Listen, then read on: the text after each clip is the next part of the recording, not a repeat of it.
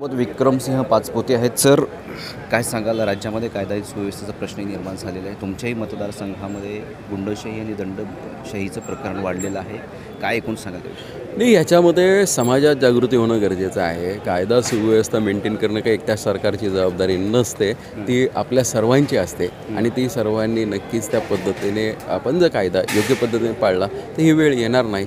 पण अशी येऊ नये म्हणून आदरणीय मुख्यमंत्री हे प्रयत्नशील आहेत. आज नागपूरची परिस्थिती पाहिली, तिथेही शांतता प्रस्थापित झालेली आहे.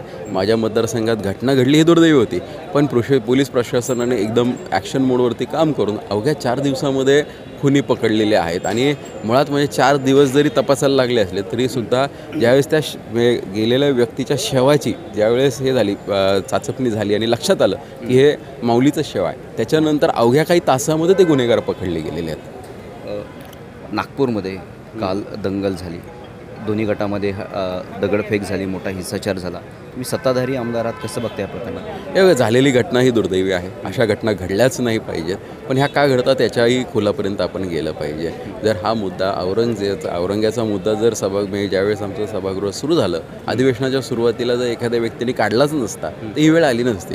मुळात काय आहे की जखम बरी व्हायला लागलेली, त्या जखमेला टोकरायचं आणि परत ओरडायचं की जखमेतनं रक्त येतं, हे दुर्दैवी आहे. मुळात तर त्या जखमेला जर तुम्ही त्रास दिलाच नसता तर ही वेळ आली नसती.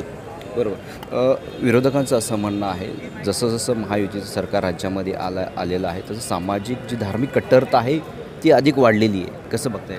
मी तर हे म्हणेल की महायुतीचं सरकारपेक्षा ही जी महाविकास आघाडी आहे म्हणतो आपण किंवा बकास विकास आघाडी आहे, ही विरोधात गेल्यावरच असं का होतं? तुम्ही एक अँगल पाहताय की भारतीय जनता पार्टी सत्तेवर आल्यावर असं होतं. याच्यापेक्षा चुकीचे विरोधक विरोधात बसल्यानंतर काय होतं याचं उदाहरण आहे ना. ते विरोधात आल्यावरच अशा घटना राज्यात घडतात आणि घटना घडवायला जबाबदार हा विरोधक असतो, सत्ताधारी नसतो.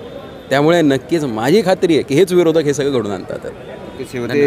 धन्यवाद. हे होते विक्रम पाचपुते. मी गुणवंत दंगा, DRV न्यूज, मुंबई.